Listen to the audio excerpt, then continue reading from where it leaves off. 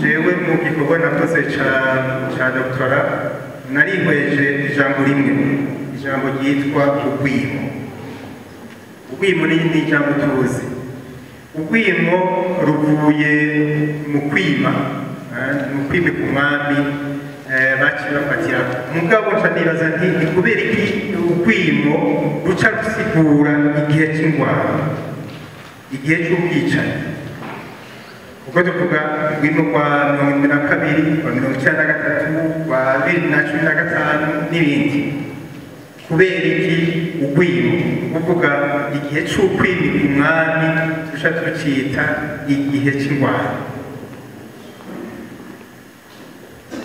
Nagiye ndasoma agatabo k'umumisiyoneri yitwa Mora yanditse avuga ibyabaye umwami atanze.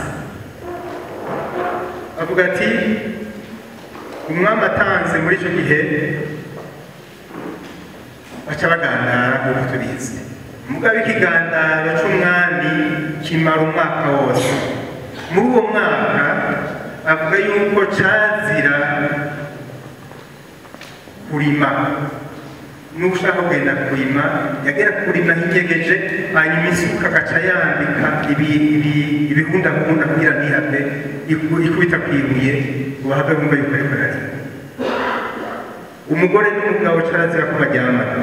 Ageze nk'umwana avuka muri uwo mwaka, uwo muryango wa Cuhoho baca bawuhonya kuko baca bitwa abamenje. Inka, inshashi n'imfizi barazitandukanye umwaka wose.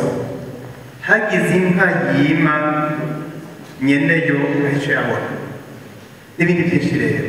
Uburyo rero uwo mumisiyoneri ashavuga ati uwo mwaka uheze harabaye inzara idasanzwe, abantu benshi cyane barapfuye kurushaho gupfa hari ingwara. Ivyo rero nico gituma byaciye bituma mu mutwe w'Abarundi dutinya cyane ihinduka ry'intwaro.